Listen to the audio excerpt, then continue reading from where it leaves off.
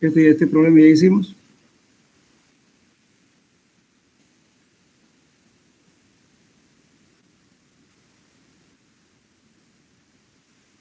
¿De dónde quedamos? Este problema ya hicimos, ¿no? He confundido con otro grupo.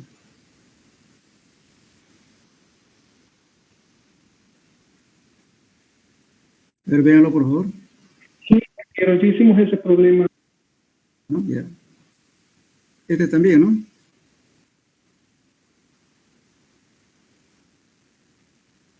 Este problema de dos canales que van paralelos para determinar el caudal por pérdida de agua, porque también hicimos, pero ver con ustedes. Sí, sí. Ya.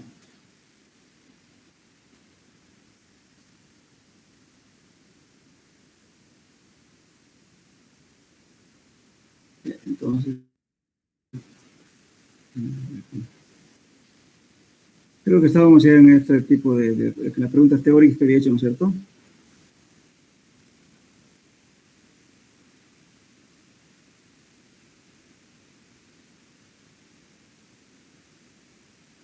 A ver, para recordarles un poco. Vamos a...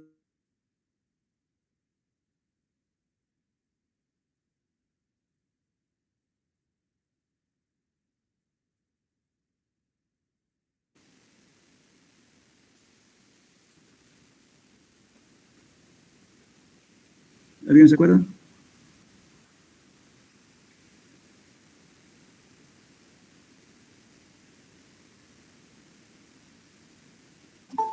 Hola.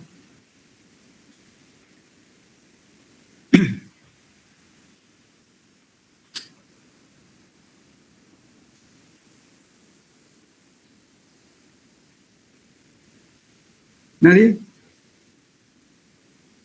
Bueno, a veces recuerdo un poco de geología. Los principales en ciertos rocas metamórficas son la pizarra, la pirita, esquistos, gneiss y mármol.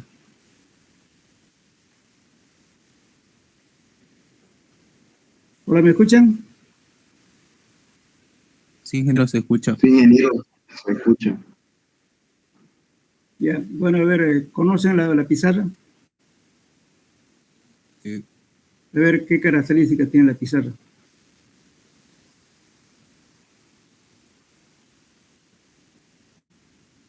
Largo y ancho. No. La pizarra se caracteriza por ser unas rocas relativamente blandas, ¿no es cierto? Que normalmente tienen una coloración grisácea o negra, casi tirando a negra. Es generalmente son laminares. ¿Y conocen el mármol?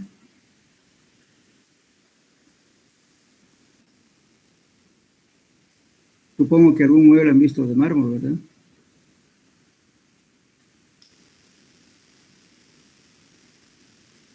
Los muebles con revestimiento de mármol, sino son rocas, ¿no es cierto?, de diferentes colores, y una vez cortado y pulido, lógicamente tienen una apariencia muy, muy bonita para, más que todo, decoración o para pisos. Eso es también una roca.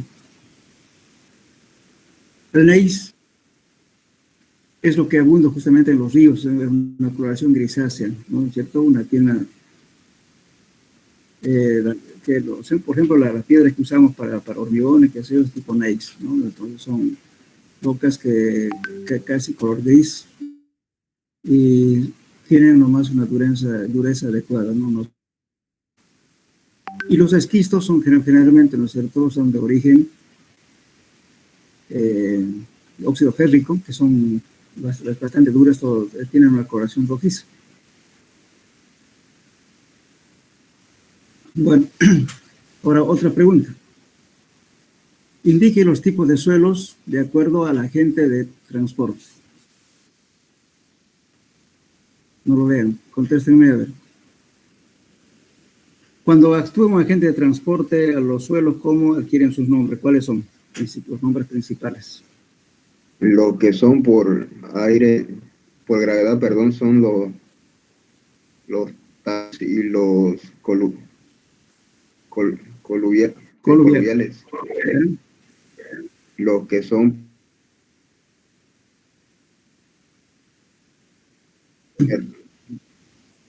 Por el viento es eólico. Sí, sí, por agua, perdón, son los aluviales y los lacustres, Sí. lo que son por glaciares son los glaciares homorrenos Morena, sí, está bien. y los otros, ¿Cuánto actúa el viento? el discoidal, Son los sedimentos eólicos, ¿no? eólico, perdón. Eólicos. Bien. ¿Y por qué, a ver, cómo reconocen una roca de tipo aluvial?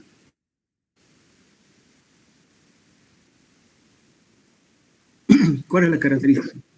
Son redondeados. Sí,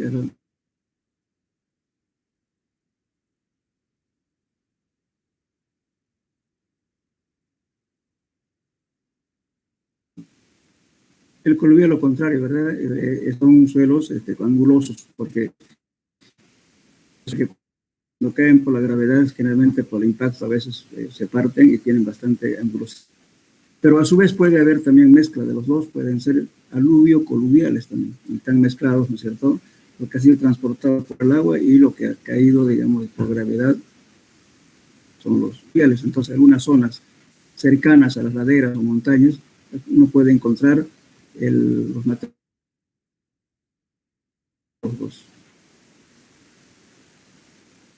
Las morrenas generalmente son, se puede,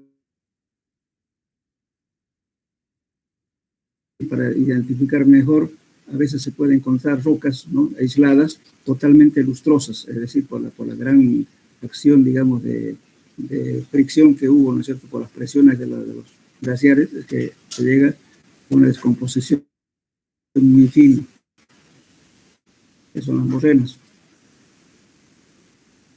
Pues los eólicos ya sabemos, los eólicos se caracterizan porque generalmente los sedimentos eólicos no son representativos al lugar, porque han sido transportados de grandes distancias y por consiguiente podemos encontrar un suelo, arenas o arenas limosas, ¿no es cierto?, de coloración diferente y textura diferente, generalmente que no está en su entorno geológico, que son los depósitos eólicos.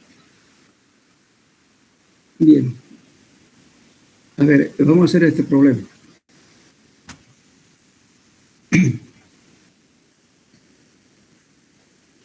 Sabiendo que el peso específico relativo de los sólidos es de 2.68 y el peso específico del agua es igual a 1 gramo por centímetro cúbico. El peso volumétrico húmedo es de 1.73 gramos por centímetro cúbico. El peso seco es de 365.85 gramos, cuyo volumen de la masa es de 260.90 centímetros cúbicos. Se pide calcular relación de vacíos y grado de saturación. Inciso A. El inciso B, ¿qué cantidad de agua debe evaporar un metro cúbico de suelo natural para que se encuentre completamente seco? Inciso C, ¿qué cantidad de agua será necesario que absorba un metro cúbico de suelo para saturarse? ¿Cuál será su peso unitario saturado? Bueno, estos problemas que estamos viendo, ¿no es cierto? Por favor, identifiquen, porque a veces, como tengo varios problemas aquí, a veces confundo, repito los mismos problemas. Por favor, si en caso hago eso, me indican para que cambiemos de problema. Ya, entonces empezamos a hacer el cálculo. Entonces, como estamos diciendo que el peso específico relativo de los sólidos es 2.68, y estamos adoptando el gamma del agua igual a 1 gramo por centímetro cúbico, eso implica que gamma su S va a ser igual a G su S. G su S es el peso específico relativo de los sólidos, o también llamado, ¿no es cierto?, gravedad específica de los sólidos. Entonces, tenemos por eso, entonces, como tenemos G su S aquí 2.68 y gamma su S va a ser lo mismo, porque G sub S es igual a gamma del agua dividido entre gamma sub S. Y gamma del agua es igual a 1, entonces eso implica ¿qué cosa? G sub S multiplicado por gamma sub S queda igual al valor que tiene el G sub S. Pues de ahí estamos sacando este valor. Entonces la relación de vacío estamos calculando por esta fórmula. Gamma sub S sobre gamma D menos 1. Entonces tenemos entonces la relación de vacíos haciendo operaciones de 0.911. Y bueno, entonces ya tenemos este valor. Y además, a ver, ¿quién me puede decir qué es este valor, el gamma D? ¿Qué es este valor? Le voy a mencionar. La densidad seca, ingeniero. Exactamente, la densidad seca, peso específico seco, peso unitario seco y densidad aparente seco. Todo seco. ¿Por qué estamos hablando de seco? Justamente porque tenemos aquí el peso seco que no varía, es constante. Por eso siempre se referencia al peso seco. Igual que la humedad.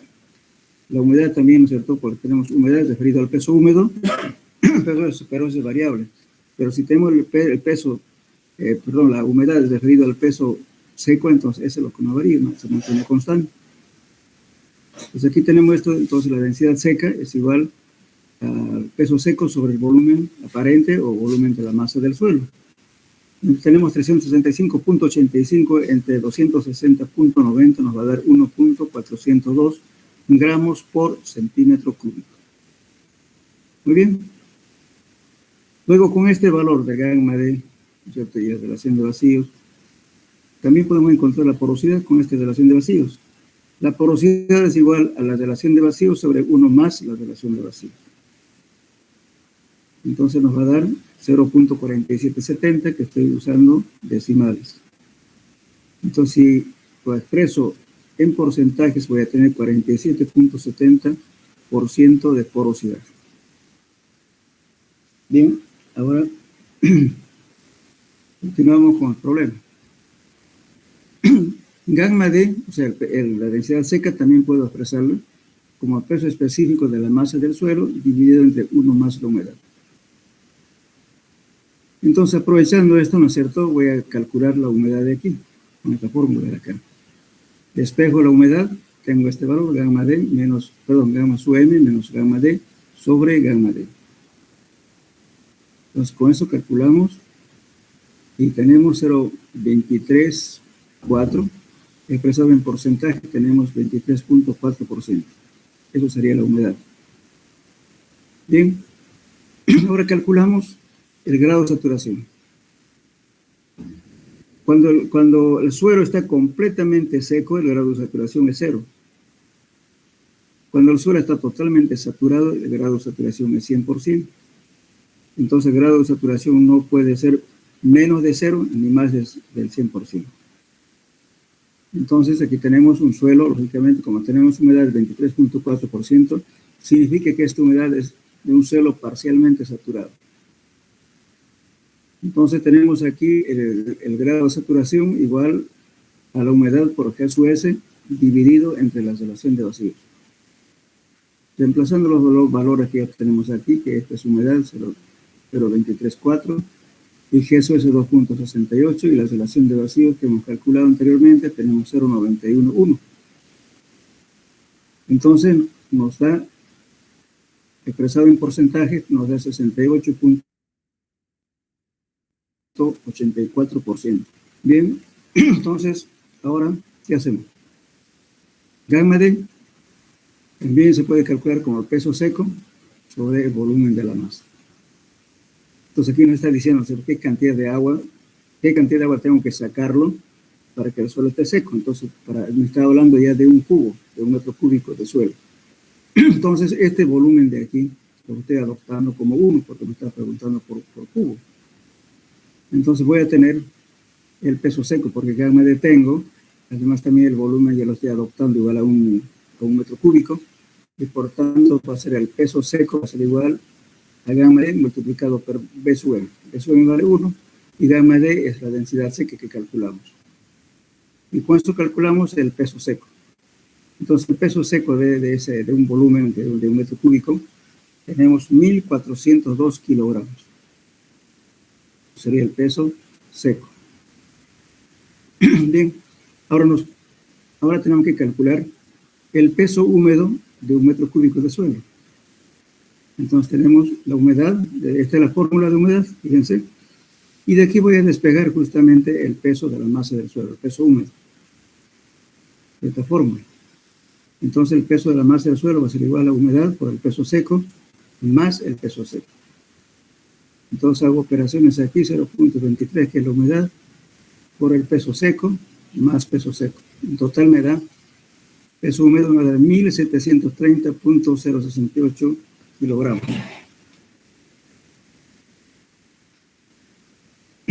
Bien, entonces ya conozco el peso de la masa del suelo. Ahora, el peso del agua, para que esté seco, que viene a ser simplemente la diferencia.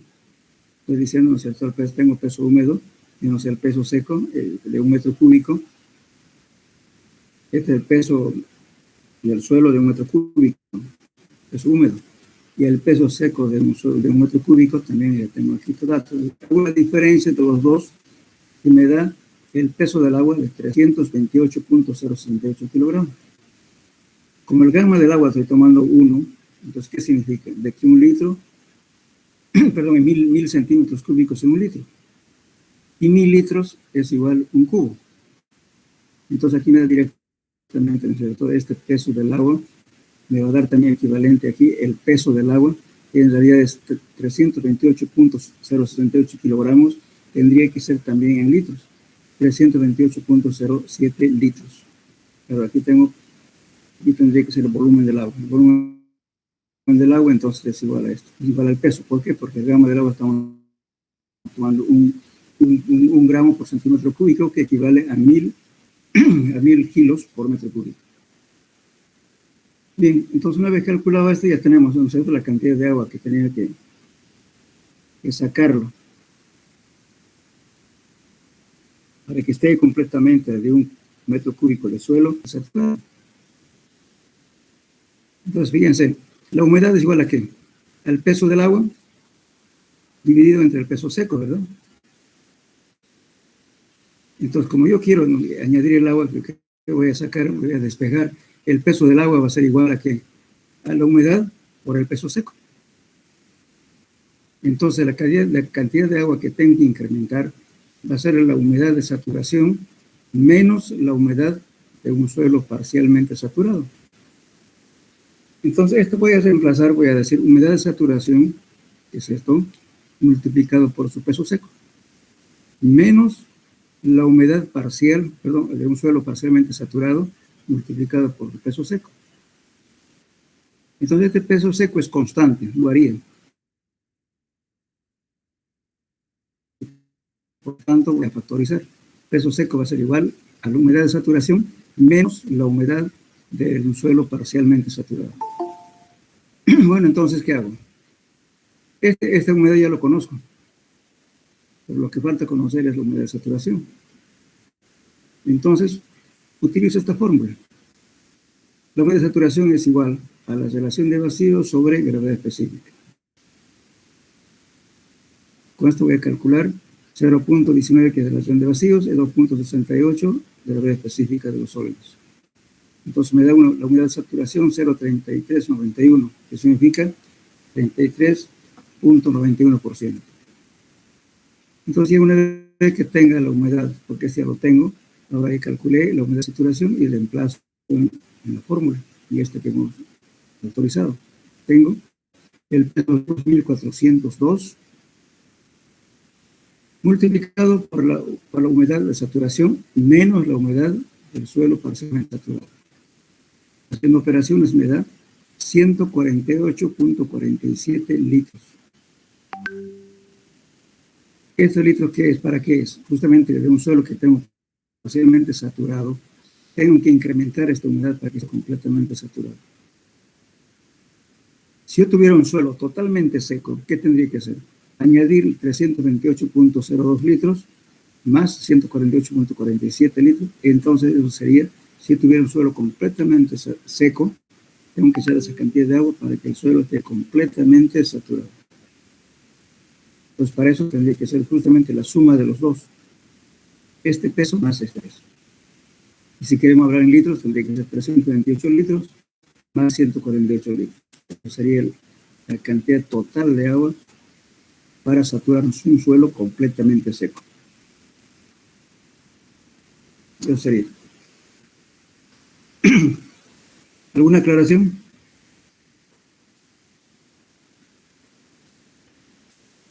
Hola.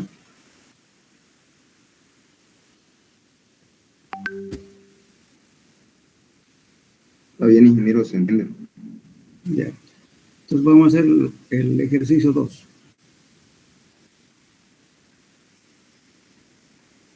Una arena, dice, compuesta de elementos sólidos de 2.6 gramos por centímetro cúbico, tiene una relación de vacíos de 0.572.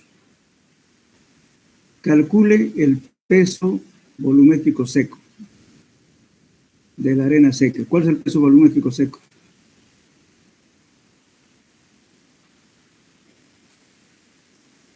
A ver, un voluntario, ¿cuál es el peso volumétrico seco?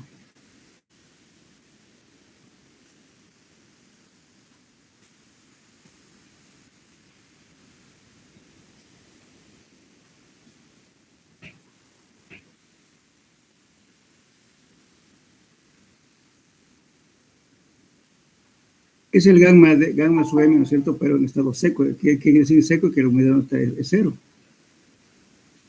Y entonces aquí está la pregunta, dice, del peso volumétrico seco de la arena seca, de la arena saturada. Y compare estos valores con el peso unitario efectivo de la arena sumergida. Vamos a calcular 3 gammas. Una en condición de seco, otra en condición de parcialmente saturado y otro completamente saturado. Entonces, ¿qué estamos haciendo aquí? Tenemos, por ejemplo, el gamma M, el gamma sub M va a ser igualmente 1 más la humedad sobre 1 más la relación de vacíos. Todo esto multiplicado por gamma sub S. Esto deben tener ustedes en su formulario. Reemplazamos aquí. Entonces, si yo quiero calcular gamma sub M seco, ¿qué hago? Considero de que la humedad es 0. Entonces esto va a quedar en que aquí 0, solamente va a quedar 1 sobre la relación de vacío, todo esto multiplicado por gamma sub S. Y por eso estamos poniendo 0 aquí, porque no hay humedad. Y por tanto, en esa condición, el gamma sub M nos da 1.654 gramos por centímetro cúbico. Eso cuando el suelo está seco.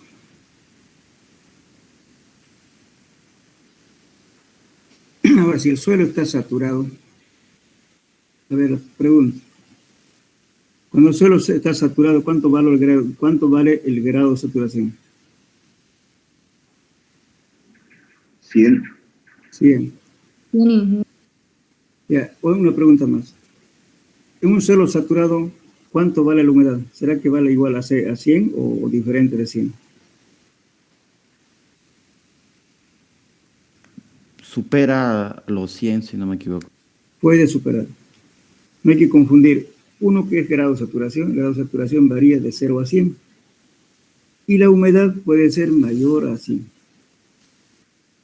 Va a depender mucho, digamos, ¿no es cierto?, de la estructura del suelo y además de su granometría. Cuando la humedad supera al 100, cuando tenemos arcillas coloidales o que las arcillas sean muy finas, entonces, ¿qué quiere decir?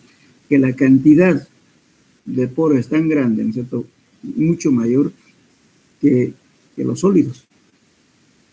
Por eso nos va a dar, inclusive en la Ciudad de México, se alcanzó humedades del 680%, igual en Japón. ¿Por qué? Porque justamente estos son arcillas de origen volcánico, de cenizas volcánicas. Y entonces fácilmente supera el 100%. También en Inglaterra también se obtuvo humedades muy altas. Pero en un suelo como es nuestro, de una formación normal, digamos así, no son cenizas volcánicas, normalmente nuestras humedades en las arcillas están entre alrededor de 20 o de 30%, hasta 50% posiblemente, no más. Pero en suelos tienen que ser muy especiales, nosotros especialmente, por repetir, en arcillas coloidales superan el 100%. Pero el grado de saturación en ningún caso puede ser mayor a 100, tampoco la porosidad. La porosidad también varía de 0 a 100. No puede haber más de 100 la porosidad, sino que todo sería poro, pues sería mayor a 100, ¿verdad? Si tuviera cero digamos, de porosidad, que sería entonces completamente compacto, no tendría ninguna relación, ningún espacio vacío. Eso también es medio mentiroso, ¿verdad? Pero sin embargo, las arcillas coloidales tienden a ser justamente con un vacío cero, por eso se utiliza en los circuitos integrados para las computadoras, todo lo demás, para cosas de alta tecnología. Bien, entonces,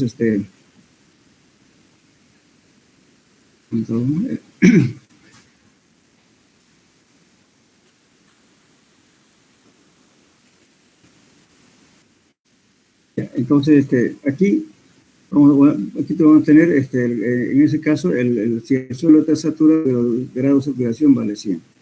Entonces, ¿qué hacemos? El grado de saturación es igual a G sub S por la humedad dividida entre la relación de vacío. Entonces, aquí el grado de saturación, aquí estamos sacando, ¿verdad? Que va a ser, entonces, en este caso, esta humedad se va a convertir en humedad de saturación. Por eso, humedad de saturación es igual al grado de saturación multiplicado por E sobre G sub S. Entonces, este grado de saturación, por ser saturado, si expresamos en decimal, esto vale 1. 1 por la relación de vacío, de 0.572, dividido entre 2.68. Entonces, la humedad de saturación en este caso es 0.22, por lo que quiere decir 22%. Entonces, en la misma fórmula para calcular el gamma sub m, tenemos 1 más, en este caso 0.22, dividido entre 1 más 0.572, que es la relación de vacío, multiplicado por 2.6, que es su S. Entonces nos da 2.018 gramos por centímetro cúbico. Y cuando el suelo está sumergido, tiene lo siguiente. El gamma sumergido es igual a gamma saturado menos gamma del agua. Entonces, el gamma sumergido tenemos en este caso un 2.018, que es un suelo saturado, menos gamma del agua, que es esto de aquí, vale 1. Entonces, el gamma sumergido nos da 1.018 gramos por centímetro cúbico. Y la pregunta era, ¿cuál de estos gamma era menor? Entonces, el peso específico sumergido es menor que el gamma de un suelo seco o de un suelo saturado. Entonces, este es el menor.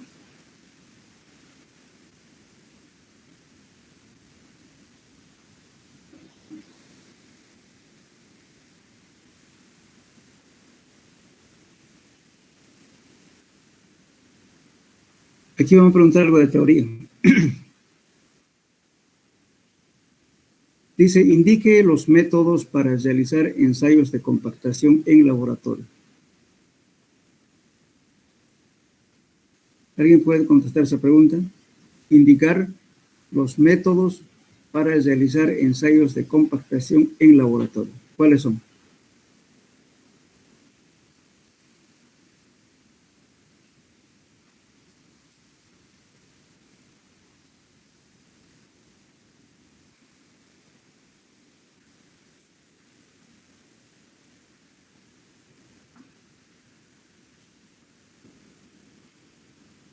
A ver, acuérdense.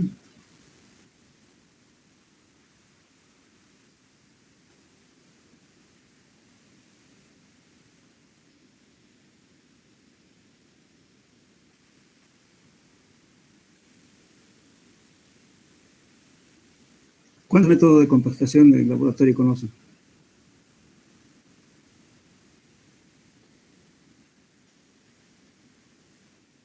Tienen que repasar teoría, muchachos. Ya, los métodos para realizar el ensayo de laboratorio son cuáles. El ensayo por el método dinámico, ¿verdad? El dinámico, ¿cuál es? El ensayo Proctor T99, el estándar T99, y el Proctor T180 modificado. Y después, ¿cuál más? A ver, ya le hice el recuerdo. Díganme los demás.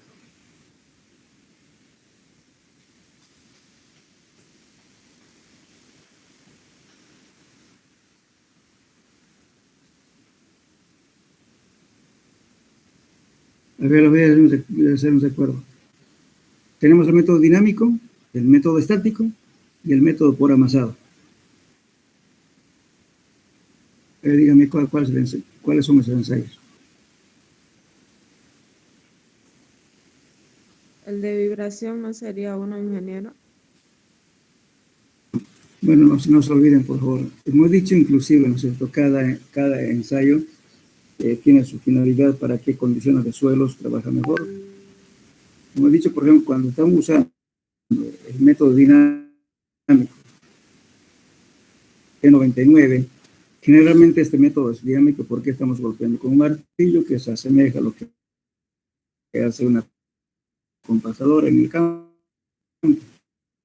Este método del T99 se utiliza para cargas menores, o sea, para tráfico, digamos, de poca envergadura, vehículos livianos, cargas no muy pesadas, y de repente tengamos que hacer un parqueo de bicicletas, de motos, pero sobre todo tráfico liviano se puede utilizar el T99.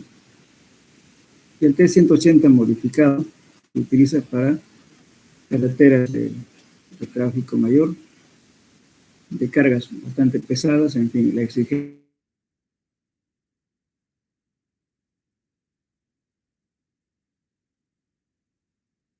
Entonces, esos serían los métodos, ¿no es cierto?, de compactación.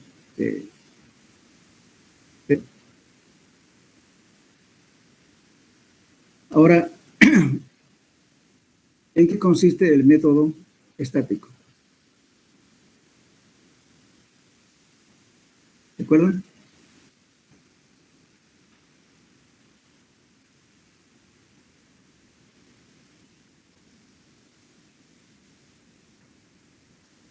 Hemos dicho que el método estático justamente es aplicando una carga estática mediante un gato hidráulico. En este método, lógicamente, no es nuestro medio, no está vigente este método. Entonces, el método consiste en tener, ¿no es cierto?, un cilindro de 6 pulgadas por 8 pulgadas de altura, el cual se llena por capas, ¿no es cierto?, y se golpea con una pequeña varilla para sacar aire atrapado en el cilindro. Y luego se coloca un pistón encima y se aplica la carga estática mediante un gato hidráulico, hasta alcanzar una presión, ¿no es cierto?, que nos indica la norma.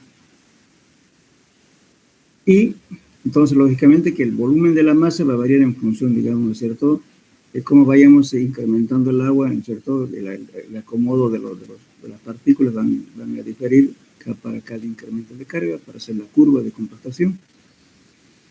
Entonces, aplicamos la carga con un gato hidráulico hasta alcanzar una presión que indica la norma. Entonces, con eso calculamos la densidad seca para diferentes porcentajes de humedad. Pero este método no lo usamos en nuestro medio, por si acaso. Después el otro método es el método por amasado. ¿Cuál es ese?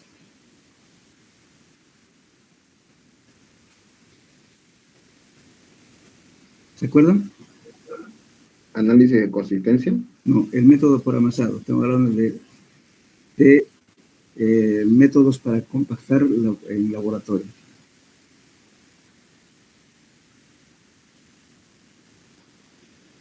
El método por amasado sí utilizamos de vez en cuando en nuestro medio. El método por amasado, como dice su nombre, hace un proceso de amasado. Y para eso hay dos métodos. El más conocido y el más usual es... Hay otro que es el método de Venn, pero eso no lo usamos en nuestro medio. Usamos el método de miniatura Harvard, eso hemos hablado en clases. El método de miniatura Harvard, como dice su nombre, tiene un cilindro pequeño, un aproximadamente de 3.5 creo de altura. El diámetro también es pequeño. por eso es miniatura Harvard. Entonces, acá, ¿por qué estamos llamando al método de amasado?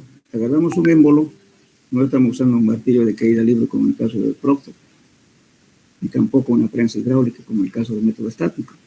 El método por amasado insertó una funda, y internamente a la funda hay un resorte calibrado y un pistón, el cual se hinca al suelo y se aprieta hasta que presione todo el resorte. Y se va contando la cantidad de veces de esa presión. Es como una palabra vulgar, podemos llamarlo, estamos hinchando el suelo en una palabra. Vamos hasta que hacemos por capas, podemos hacer en 3 capas o podemos hacer 5 capas en el pequeño cilindro, dependiendo de la exigencia que queramos que se compacte. Vamos contando, ¿no es cierto?, las veces que de apretar el pistón en la muestra y se pone una capa después sucesivamente hasta completar la altura total del pequeño cilindro. Entonces, con eso, lógicamente, vamos a obtener el proceso de amasado. Sí, vamos a ver por cuál es la diferencia entre el proceso de amasado y el de un rodillo liso, por ejemplo. Bueno, entonces cuando hacemos ese por amasado, entonces resulta que la compactación, ¿no es cierto?, asemeja a lo que hace una compactadora pata de cabra, que se utiliza justamente para arcillas o limo arcillosos. Esto no sirve para arenas, solamente para suelos finos. Entonces, se va haciendo variar igualmente las humedades, ¿no es cierto? Y vamos a obtener igualmente la curva de compactación y la humedad óptima con la cual vamos a trabajar en el campo. Entonces, ¿en qué se diferencian el método del amasado con el otro método, el Proctor? Generalmente cuando hacemos el ensayo de Proctor, ¿no es cierto?, o cuando compactamos ya en el terreno, utilizamos una compactadora con rodillo liso o con ruedas neumáticas. Entonces, lógicamente, de capa a capa, vamos compactando, va dejando justamente horizontes, porque uno se une, digamos, justamente en cada capa que uno va compactando. Si hacemos un corte, especialmente en arcillas, vamos a ver los horizontes que va quedando de capa a capa. Entonces, si vamos a hacer una laguna, digamos, o un dique de contención de aguas servidas, un dique de agua para piscinas o lagunas, como queramos, o represas, entonces si dejamos ese horizonte, el agua se va a infiltrar por ahí, y por tanto el agua va a filtrar por las costuras de capa a capa. Y con el tiempo se produce la tubulación, y por tanto entonces eso no es conveniente. Entonces, en cambio, cuando hacemos por amasado, lo que hace el rodillo pata de cabra, es que la compactación empieza de abajo hacia arriba. Entonces, cada capa que tenemos, ¿no es cierto?, ponemos otra capa sucesivamente, esa capa con la, justamente como puede decir, se hace tan homogéneo que si hacemos un corte no se va a distinguir dónde estaba la capa a capa que vamos por lo compactando. Es todo totalmente homogéneo. Entonces, no hay espacio para que haya filtración ni tubulaciones en una compactación, si es que es para contención de agua. Por eso es conveniente usar este método de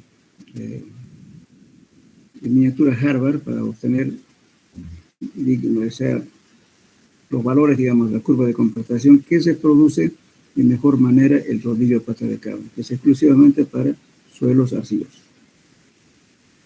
En cambio, la compactadora de rodillo liso compacta de arriba hacia abajo.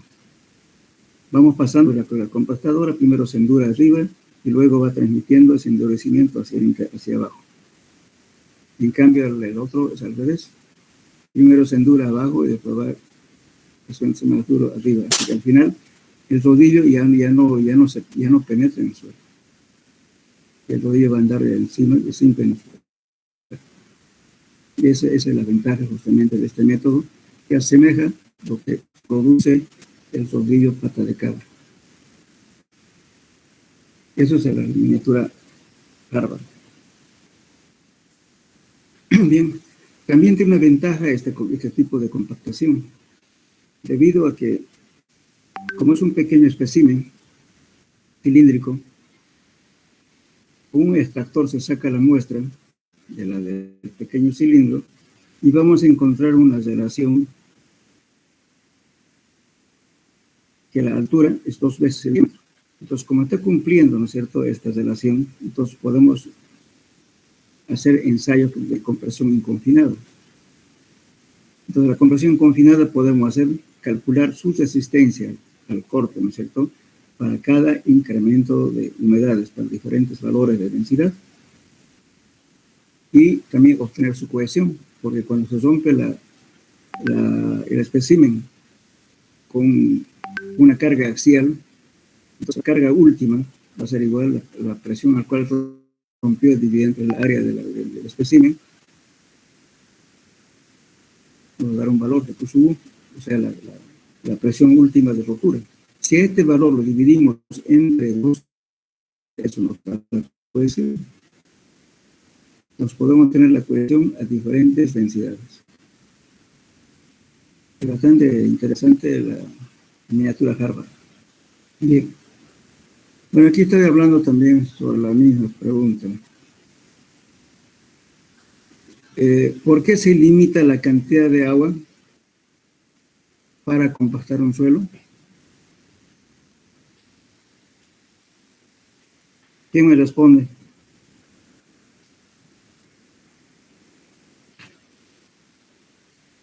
Hola.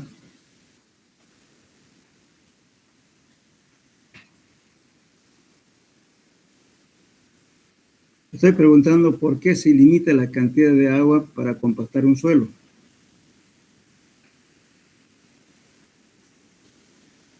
A ver, hablen.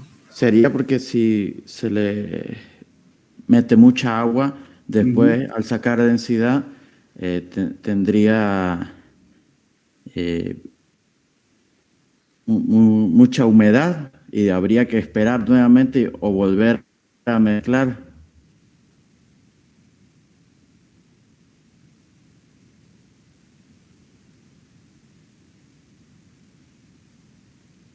Y empezar.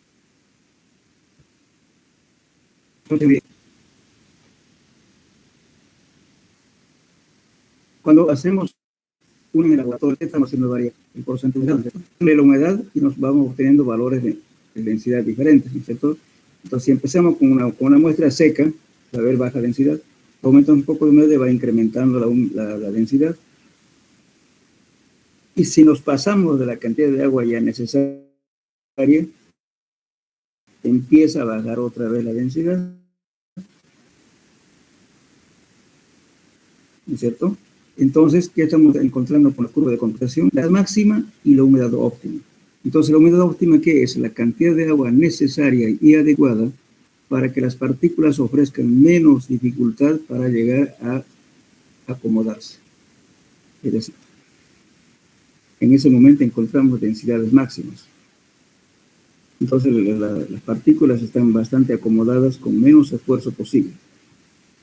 Si nos pasamos de la humedad, podemos de repente llegar a las densidades máximas, pero tendremos que hacer mucho esfuerzo. Pero si nos excedemos demasiado, entonces las presiones hidrostáticas del agua tienden a separar las partículas.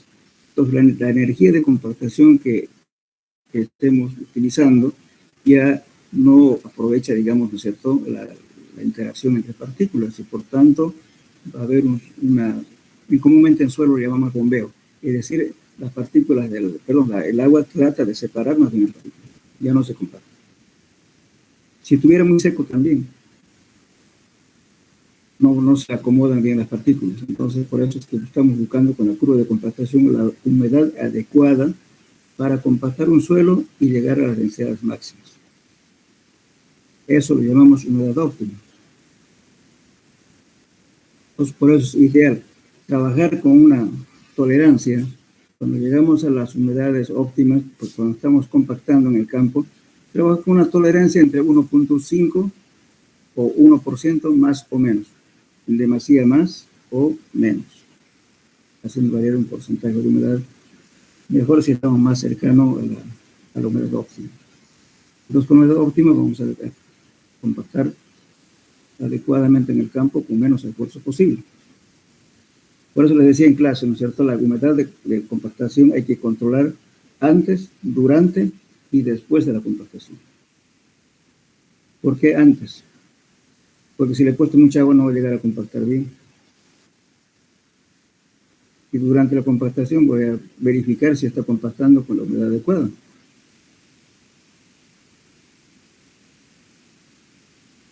De repente, ¿no es cierto?, no alcanzó la densidad máxima porque tiene mucha humedad o poca humedad. Entonces, lo ideal es trabajar siempre con una humedad óptima. Por eso es que se limita, ni más ni menos, en la cantidad adecuada máximas con el menor esfuerzo posible. Bien, la otra pregunta. Señale los métodos para determinar la densidad de campo. A ver quién me responde esta pregunta. Los métodos para determinar la densidad de campo. Bueno, hemos hablado ahorita en el laboratorio, hemos compactado, hemos hecho la curva de compactación, todo lo demás. Pero ahora estoy ya en el campo. La compactación está bien o no está bien. ¿Qué métodos conocen?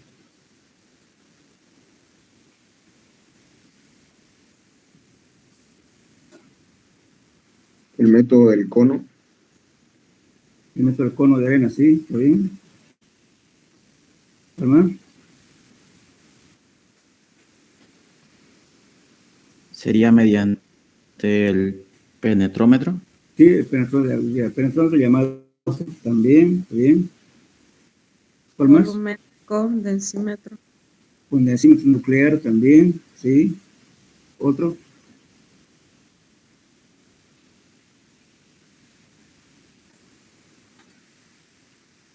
Sería mediante la densidad de...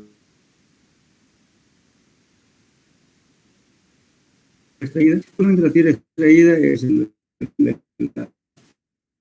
sacamos un pequeño cubo, lo muestreamos, ¿no es cierto? Lo podemos formar un cubo y sumergirle en mercurio, tenemos el volumen y el peso, lo pesamos, el peso húmedo, y luego lo secamos y tenemos humedad, ya está listo calculado la densidad. Uno. También podemos hacer, en casos de emergencia, ¿no es cierto?, hacer un agujero, sacar toda la muestra y luego pesar.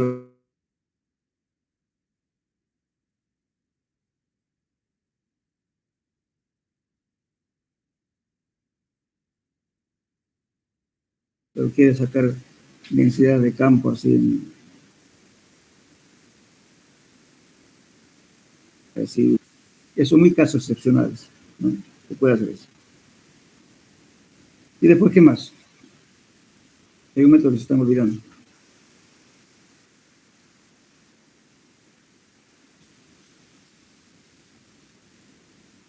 ¿El del cilindro? ¿Cilindros de bordes cortantes? Exactamente. Bordes cortantes. ¿En qué consiste? Este ensayo es bien fácil, rápido, aplicable solamente, ¿no es cierto?, en suelos que no tengan piedras gravas ni partículas grandes, ¿no es cierto? Solamente se aplica en suelos que sean arena, limo o arcilla o mezclas entre ellos. ¿En qué consiste este método? Voy a volver a repetir. Tengo un cilindro metálico, el extremo inferior aproximadamente, cosa que me permite clavar el cilindro en el suelo, donde el punto donde yo quiero tomar la densidad. Entonces, a ese cilindro que previamente aplanado la superficie del terreno, lo voy a sentar el cilindro y luego pongo un cabezal y a través del cabezal voy a ir coloco una varilla que me va a servir de guía para hacer pasar un mazo de metálico, o sea, un peso de metal con el cual con caída libre voy a hacer que golpee en el cabezal. Entonces, al golpear el cabezal se va clavando el cilindro al suelo. Pero hasta que la muestra el cabezal tiene una pequeña ventanita que se va a ver el suelo. Y cuando ya aparece el suelo en la ventana, entonces dejo de golpear. Es decir, que el suelo ya está totalmente clavado en el suelo. Una vez hecho eso, retiro el cabezal y el cilindro. Luego voy a, con una regla afilada o una o un que me dé horizontalidad y tengo la superficie de la parte superior completamente lisa en el cilindro.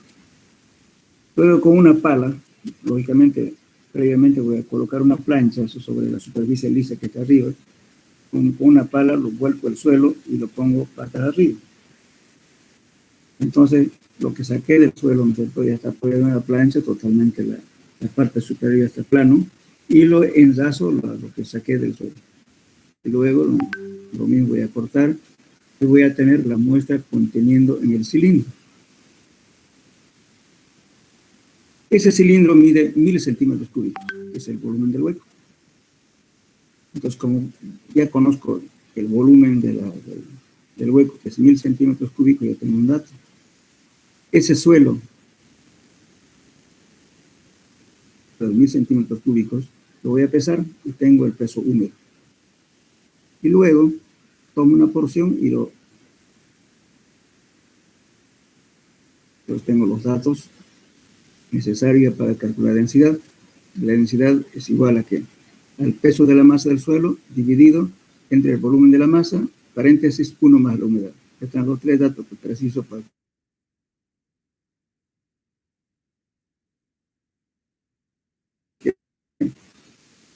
no necesito llevar balanzas, ni necesito nada al campo. Simplemente uno va con un cilindro, con su cabezal y un mazo para golpear.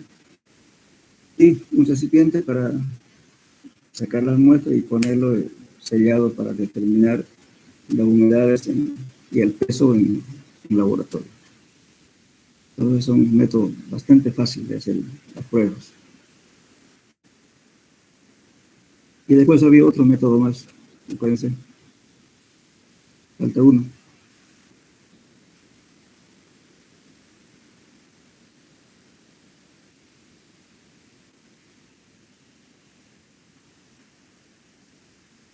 ¿Cuál es? A ver. El método del volumen. ¿El método de penetración estándar? No, el método del volumen. Penetración estándar es CPT, pues no, nada que está lejos. El método del volúmetro, también les dije que era el balón de caucho.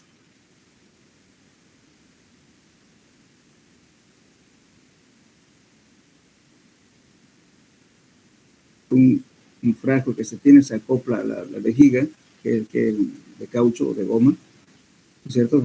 También les dije, ¿no es cierto?, parecido a un preservativo, igualito. Entonces se coloca abajo del equipo, que es el volúmetro, luego con una pequeña bomba, ¿no es cierto?, porque en el frasco tenemos agua. El agua está midiendo una escala, ¿cuántos litros? Centímetros cúbicos. Y luego colocamos una plancha y sobre la plancha se coloca el frasco con agua y la vejiga va al hueco que se ha hecho previamente. Entonces con un pequeño bombín, igual que del peluquero, se le va aplicando aire al frasco para obligar que el agua ingrese a la vejiga. Y esa vejiga se infla lógicamente con agua, ocupando todos los espacios vacíos dejados al hacer del hueco. Y aplica esa presión de agua hasta que la plancha trate de levantarse un poco. Ya queriendo levantarse, entonces ahí deja.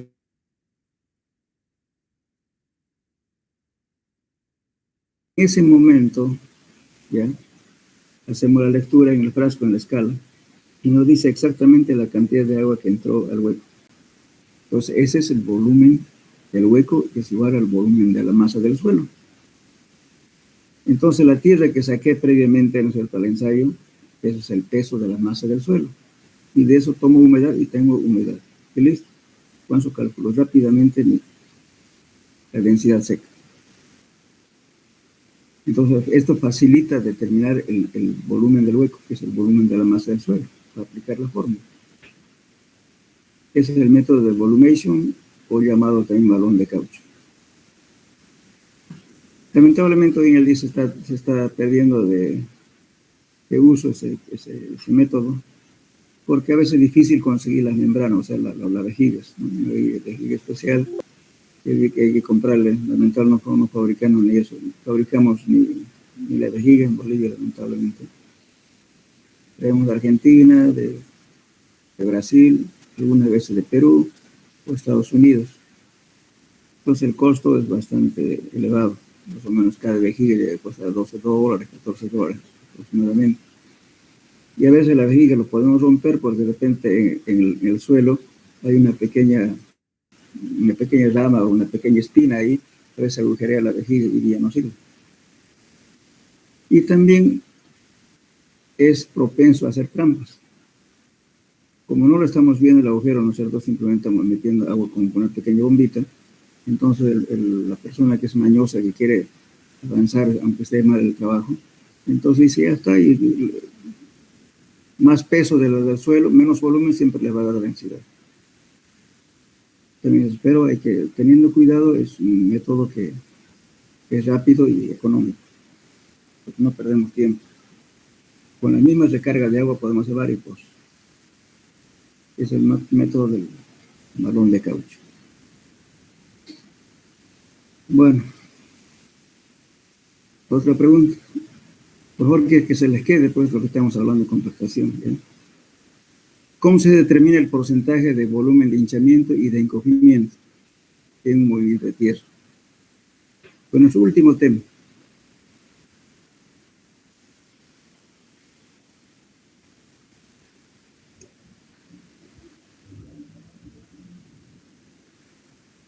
¿Se acuerdan? No es la densidad del material sin perturbar menos la densidad excavada sobre la densidad excavada por 100. Sí, eso es. O sea que estamos haciendo que cuando hacemos el volumen de hinchamiento estamos comparando la densidad del suelo natural y de la muestra totalmente suelta, ¿verdad? Porque ahí estamos viendo el incremento de volumen. ¿Qué quiere decir hinchamiento? Quiere decir que si yo tengo un volumen en estado natural con la densidad y lo voy a acabar, si yo tengo 100 cubos va a subir 130. Entonces, ¿qué quiere decir eso? 30% de incremento, ¿no es cierto? Porque se incrementó en volumen. Es importante, ¿por qué? Porque eso es fundamental para el presupuesto, porque si me dicen, bueno, aquí se ve que va a acabar para hacer un canal, digamos, que sé yo, medido en el sitio con una densidad determinada, me dicen 100 cubos, pero sin embargo ya cuando acabé se me convirtió en 130 cubos. Entonces al camionero que va a botar la tierra tengo que pagar por 130 cubos, ya no por 100, pero acabé 100. Ahora, si yo tuviera que rellenar ese mismo hueco a la densidad máxima, ¿qué tengo que hacer? Comprar un material o traer otro material de mejor calidad, ir compactando en capas, ¿no es cierto?, hasta la densidad máxima y voy a tener un volumen determinado, ¿verdad? Seguro que no va a ser el volumen con el cual estaba el suelo, sino va a ser otro volumen. Pongamos para rellenar 100 metros cúbicos, de repente ocupé 140. Entonces, ¿cuánto por ciento de encogimiento? 40%. Porque se encogió 40 cubos porque se acomodó a la densidad máxima. Entonces, si ustedes van a tomar en cuenta solamente cavar 100 cubos, botar 100 cubos, traer otros rellenos 100 cubos, están errando porque están fallando en que van a botar más tierra y van a traer más tierra para rellenar un hueco de 100 cubos. Tenemos 3 volúmenes. Entonces, lo que a ustedes le van a pagar por eso, por cavar, por llevar y por traer y que le entregue a la densidad máxima. Por eso le van a pagar. Eso se llama movimiento de tierra. También eso lógicamente, teóricamente tenemos unas fórmulas, ¿cierto? Lo vimos en la última clase. Pero también hacemos hacer una prueba más real. Ver el suelo con el cual vamos a tratar, hacer un agujero de 1 por 1, un cubo. Y midiendo, ¿no es cierto? Podemos ver si al cavar un cubo, digamos, del suelo, un hueco de un cubo, ¿cuánto me salió de tierra? Pues eso va a ser el hinchamiento. Hago lo mismo, traigo otra tierra y la empiezo a rellenar haciendo compactando en capas. Hasta la densidad máxima, controlando la densidad máxima y cuánto tierra me entró. Eso va a ser encogimiento. Se puede hacer también en forma real y empírica. O también mediante las formulitas que les indiqué. Eso es importante porque los volúmenes a veces podemos fallar, perder el trabajo o perder plata si no hemos hecho una verdadera apreciación cuánto de inicialmente y cuánto de encogimiento de tierra puede hacer en un movimiento de tierra. Bien. La última pregunta. ¿Qué parámetros diferencian entre los ensayos de Proctor estándar T99 y Proctor T180 modificado? ¿Cuáles son las diferencias entre los métodos? Energía de compactación usada. Por ejemplo, en el ensayo de estándar Proctor T99 se hace caer un peso de 2,5 kilogramos y en el de T80 un peso de 5 kilogramos. ¿Qué más? De 2,5 kilogramos en el T99 le decía, de una altura de 30 centímetros, compactando la tierra en 3 camadas con 25 golpes, y en el T80 es el doble con 50 golpes. Bien. Está más o menos próximo. Tiene idea. Pero le voy a hacer la aclaración. En ambos casos, el T99 y el T180 modificado, ocupamos los mismos equipos. Usamos la malla número 3/4 y también utilizamos, ¿no es cierto?, la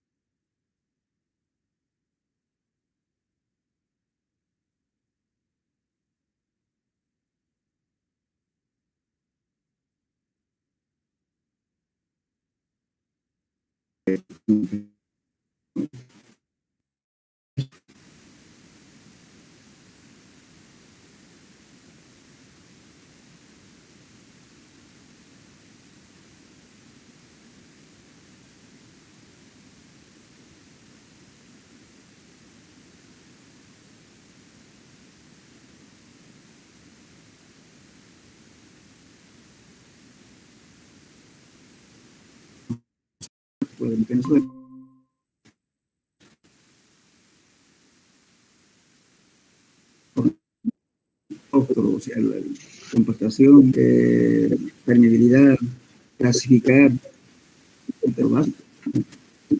Bien, entonces quedamos acá hasta la próxima clase. ¿Ya? Hasta luego, ingeniero. Gracias, ingeniero. Hasta luego, ingeniero. Hasta luego.